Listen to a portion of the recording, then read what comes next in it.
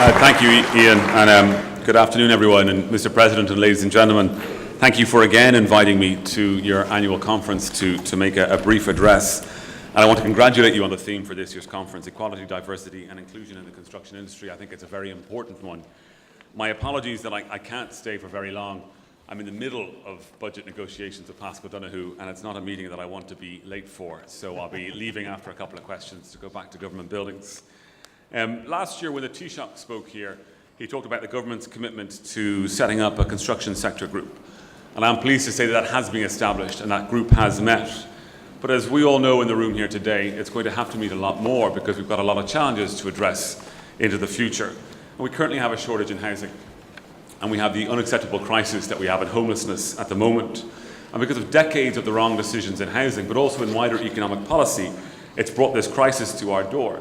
And my responsibility is to fix it, but to fix it so that it can't break again. And anyone who's been in a similar experience will tell you that reforming something in a time of crisis is a very difficult thing. The pressures to go back to the old ways of doing business are relentless, to find shortcuts or quick fixes. But quick fixes lead to quick breaks, and the old ways of doing business failed us in the past. So we won't be going back to that as policymakers in this government. But we still have to meet the demands of thousands and thousands of people in our country, particularly when it comes to new homes. And Rebuilding Ireland was put in place to meet those demands. And the new figures that we have from the CSO, independent figures, tell us that the reforms that we have brought in under Rebuilding Ireland and the changes that we have made are starting to deliver. But we still know that the pace is still too slow in certain parts of the country and also in some aspects of the system. So further changes will be required. Nothing too drastic or too dramatic because quite radical measures have already been introduced and are working. But I will always believe that we can improve upon what we are doing, and it'll always drive us to make those further improvements and to implement them. And in the context of all of that, of course, we have the budget next week for 2019. And housing isn't the only area in which we need to continue to invest to meet the needs of our people and the challenges that we face as a country, notwithstanding the big challenge of Brexit, of course, that is still to a degree unknown and is still playing out before us day to day. And this week will be perhaps another important week insofar as Brexit is concerned. And as we've come out of the bailout and as we've rebalanced our economy, we have seen these dramatic increases in investment in infrastructure and capital spending. Those increases have begun to take place. And the budget for 2019 will be no different in that regard, in terms of continuing that trend in increasing capital spending, investing in our infrastructure. But of course, when it comes to large and expensive investment projects, they take time to deliver and they take time to plan. When it comes to capital investment, been moving away from that big bang, secret kind of decision making on budget day, big reveal, to multi-annual spending, multi-annual frameworks for budgeting. And that's very much the case when it comes to housing delivery and it comes to Rebuilding Ireland. That's €6 billion that is ring-fenced, protected there to make sure that we can deliver and meet the needs when it comes to things like social housing and subsidised housing and other improvements that we need to make in our housing system more generally. But we are a young government. We're about 16 months under the leadership of Leo Varadkar. We are still dealing with challenges that have come from the past. But in dealing with those challenges of the past, we also have to rise up and meet the challenges of the future to make sure that in not only repairing some of the damage that was done to existing generations, that we're leading the way for future generations that will come after all of us. And one of the most important things that we've done as a government, particularly in the last 12 months, is Project Ireland 2040. I know you know what it is. I know there was a detailed discussion about it earlier on today, but it really is a shift in thinking when it comes to planning for this country. For the first time, an alignment between planning and investment when it comes to public expenditure. The long-term horizon is very much there planned, but with implementable and realisable steps along the way. And the first 10 years of Project Ireland 2040 is backed up by €116 billion worth of capital investment that has been outlined as an ambition, but outlined in a reasonable and a sustainable way based on very conservative assumptions about our economy. And drawdown of that funding under Project Ireland 2040 is already underway, and new funding will be released in January under the new funds that have been established under Project Ireland 2040. I wanted to tell you just a little bit in the remarks that I'm making in the time that I have about what we've been doing to make 2040 a reality. We launched this plan in February. What have we already done to get it underway so that it doesn't just sit on a shelf and isn't some sort of ambition that never gets realised, but is a vision that is lived by this government every day into the future. We've already put the National Planning Framework, which is the planning aspect of 2040, on a statutory basis. That happened over the course of the summer when the Planning and Development Act of 2018 was enacted. So for the first time, A national plan is on a statutory basis, and every other plan that must come in the coming years must be based upon the fundamentals and the principles in the National Planning Framework. We have a Project Ireland Delivery Board, which has been put in place to oversee the delivery of Project Ireland 2040. Again, many different strands are involved in our plans, every government department, different agencies. We need to make sure that there's a delivery board to oversee that everything is happening in a coordinated way. That board is in place and it's met 4 times since February, since we established the plan. And of course, a very important part of the plan now that's underway is the development of the regional, spatial and economic strategies. These fall to the 3 regional assemblies, and what they are doing is basically putting in place the next tier, the next level of planning according to the National Planning Framework. It's a formal process, it's very important, and it's very important that as we do it, we don't let slip any of the ambitions that we have for growth throughout the country that's embedded in the National Planning Framework to make sure that they follow through into the strategies. The drafts are currently being prepared, and they'll go out to public consultation later in the autumn, and in the first half of next year, they'll then be finalised. And what happens after that is every other county and city plan will then have to come into alignment with the regional spatial and economic strategies. So there we see already the beginning of this tiering, this hierarchy in our planning legislation and the implementation of actual plans on the ground as we move forward. And that's how we're going to make sure that we have coordination across our local authorities and across our counties and across the country to make 2040 actually happen. And of course, a kind of key part of 2040, one of the innovations that we brought in relation to funding was not just to say that there was a certain envelope for a certain department, but was to come up with new innovative ways of delivering funding. And these were the 4 funds that were announced, totaling 4 billion.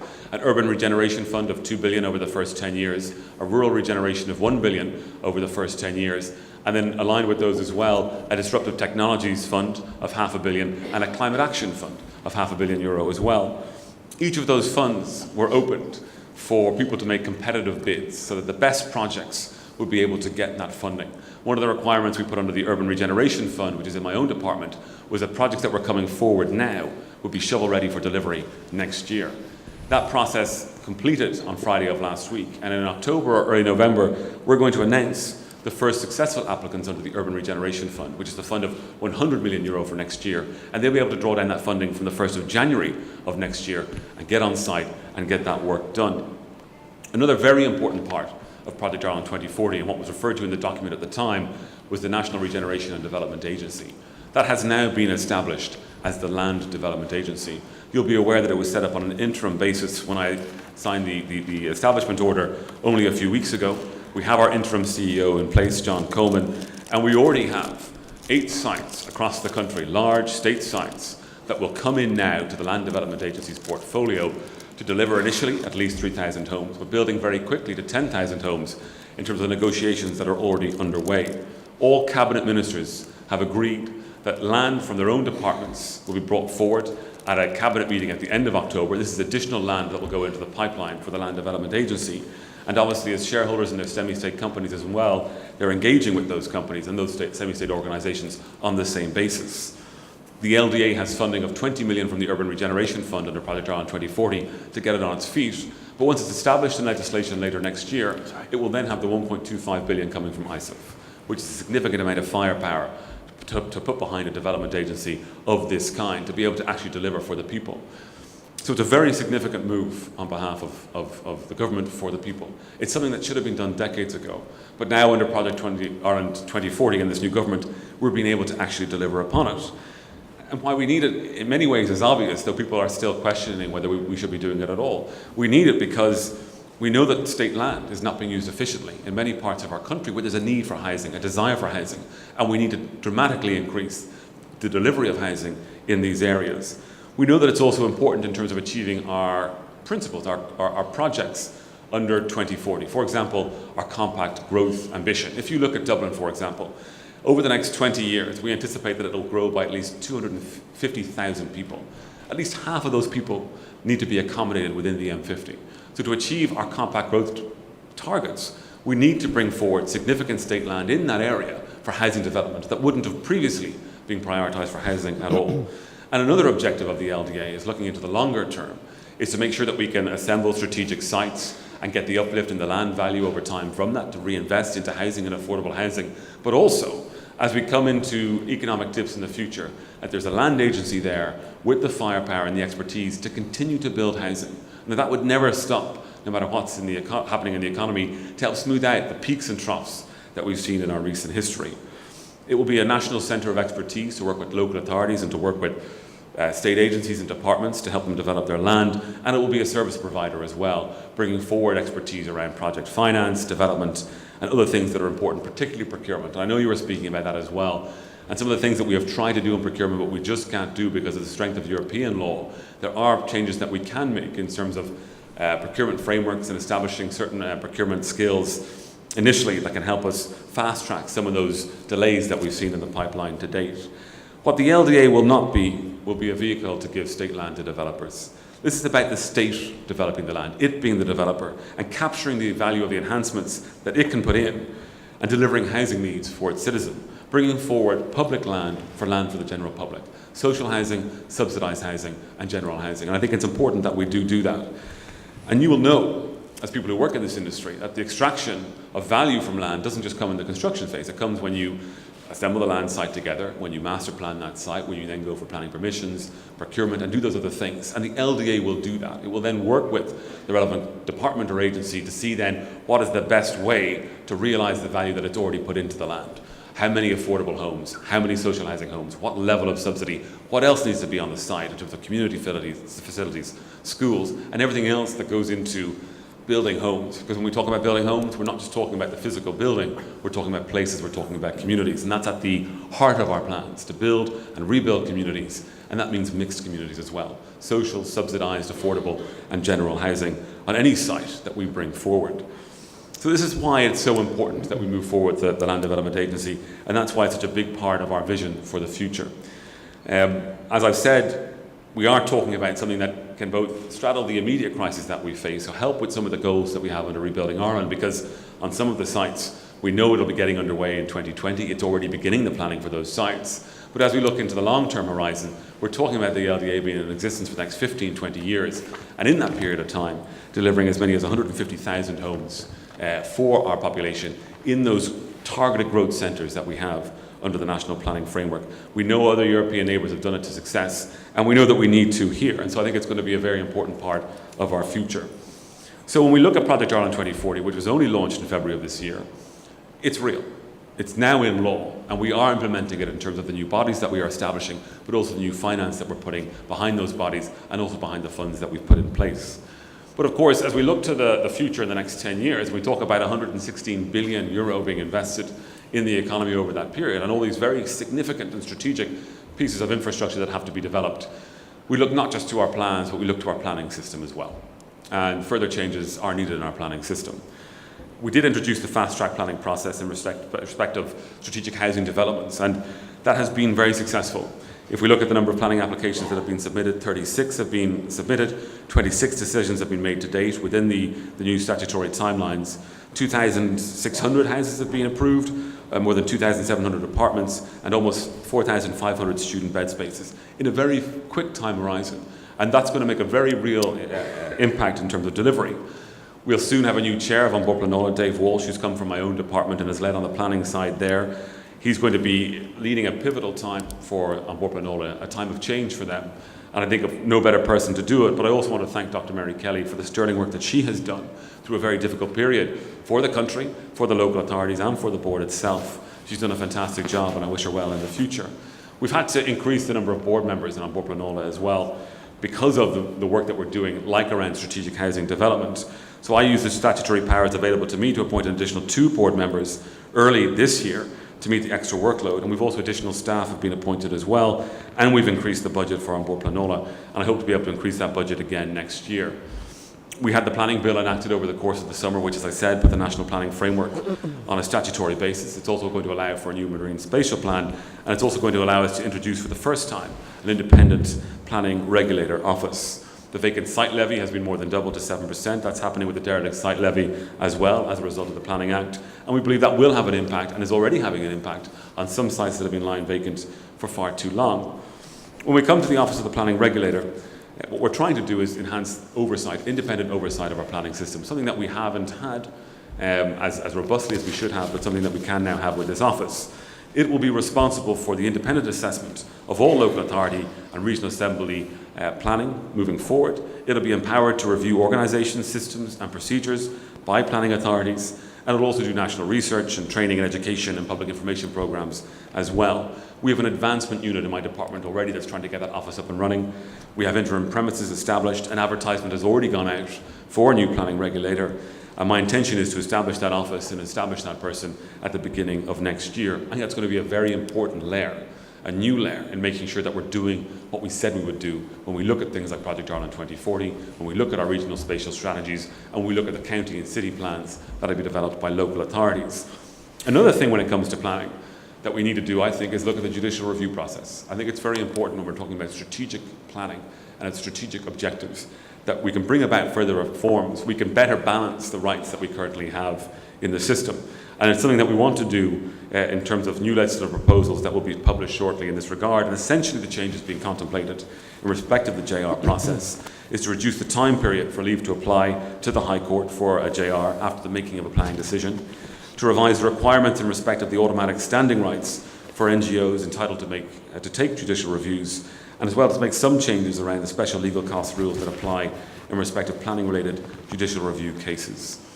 I think it's very important that we do that we continue to further streamline the process around judicial review, around consent, particularly when it comes to important strategic infrastructure that makes such an important impact on the lives of so many people and that is necessary.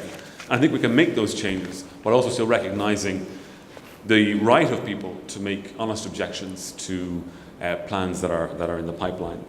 Skills is a very important part as well as the sector expands, and I know that you've been talking a lot about that as well. It's something that's in a constant dialogue between myself and the CIF. It's one of the things that I've been talking with Minister Humphreys and Minister Bruton about as well, in terms of making sure that as we expand and we do all of this building and investment, that we've got the skill set to do that. Reforms around technology, innovations are going to help. They're going to be a part of the answer. But we have to make sure that there's always a pipeline of skilled workers coming through to do the necessary works that have to be done on site, even when the building's been prefabricated off of site. So just to conclude, and sorry for speaking for so long, to come back to my initial point, which was about cooperation and collaboration. Often in politics, people will try and divide. They'll try and create false narratives. They'll try and put us into different sides of the room. And one of the things that we've always had in Irish public life is this attempt to divide people between the public sector and the private sector. And one is good or one is bad, depending on where you're standing. A lot of people in this room will have worked in both, or currently work in the private sector, but are doing a lot in terms of meeting public sector goals. I think that dichotomy is a nonsense. I think it's a false dichotomy. I think we're at our best when we work together. And I think we can serve the public good when the public sector and the private sector is actually working in cooperation. And when we work together towards the same aims. And the point of Project Ireland 2040 was to give us that same destination that we could work to. So we have that now. And my ambition as Minister and our ambition as a government is to make sure through these new bodies that we've established and these new processes that we can all work together to making Ireland the kind of Ireland we want to live in, which is the Ireland which we've laid out in Project Ireland 2040. So thank you very much for your time.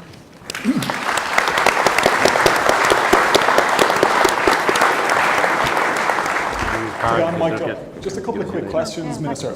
You're on the way now to meet your Cabinet colleague, Pascal Donoghue. What are you going to be looking for and what do you expect to get?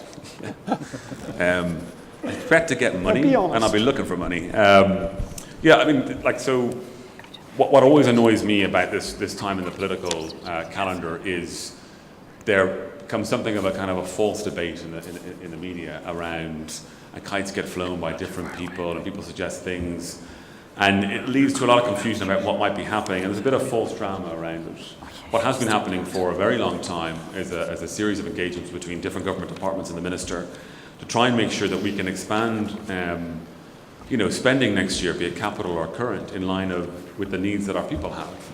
There'll be a huge increase in expenditure next year, but we won't talk about it publicly. All we'll talk about is the little extra bit that wasn't known about. We won't talk about the 60 billion plus and how it's actually being invested. We'll come down to talking about things like a fiver for a Christmas bonus, important as it is.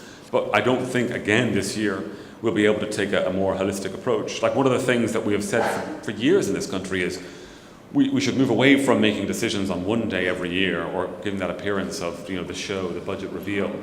And we should have multi-annual frameworks. I mean, anyone in business, you try and plan and budget over a multi-year basis. We've done that with Rebuilding Ireland, 6 billion over a 5-year basis. But no one will be talking about the additional money that's going to be delivered that's already programmed in. They'll be talking about, well, was there any additional above that additional? And I think it's a false debate, and I find it very frustrating. But, another false debate is people will say, well, if we just double the investment housing in next year, we'll get twice as many homes. But all of you know that it's not that simple when it comes to actually planning, procuring, and everything else. But my ambition is absolutely to make sure that in those negotiations with Pascal, I know that we can meet the needs that people have right across my department, and it's not just housing. It's all the way through to, obviously, local authorities, to Met Éireann, to all the different bodies that come under the remit of my department. Just briefly on the National Land Agency, a big project for the coming years.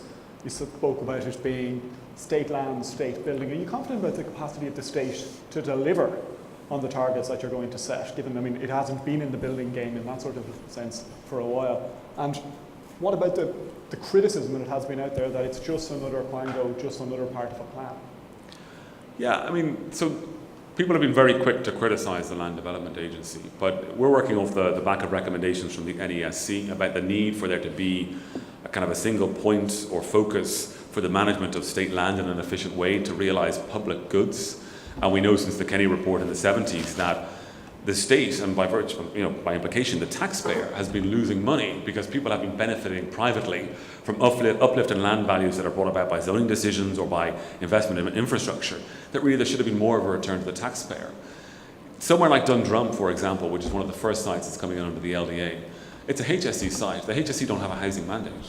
That site might never have been delivered for housing if there wasn't now a Land Development Agency to say, hey, hold on, this is Dundrum, it's within the M50. It's a place where we could deliver a load of homes where people actually need to live and where we can make all sorts of improvements about quality of life by being able to have them live within an existing footprint where all the services already are. So, we need the LDA to exist. One of the things that I need to be careful of in establishing the LDA is that it has teeth, so that it has real funding behind it, which it will have now from CIF, but also that departments are serious about bringing forward their land to the table for the development of housing. And we'll see at the end of October. Housing is a government priority. And when we have seen the engagement already from the Department of Defence and the Department of the HSE and the OPW and deeper, they're taking it very seriously. Other departments will have to step up on land that we can then deliver for housing. And it will be a centre of expertise, and we've been fortunate enough to have a fantastic foundation team. I'm at the point of announcing a board which will basically be the oversight over it on an interim basis until we establish it in legislation. But it is a big thing. The Taoiseach, when we were announcing it, compared to some of the biggest things that we have done, the ESB, Arienta, that's the scale of this. My responsibility is to make sure that it actually works in the best and most effective way. And I will stick to that core principle that if it is public land, we have a responsibility to deliver housing on it for all of our people.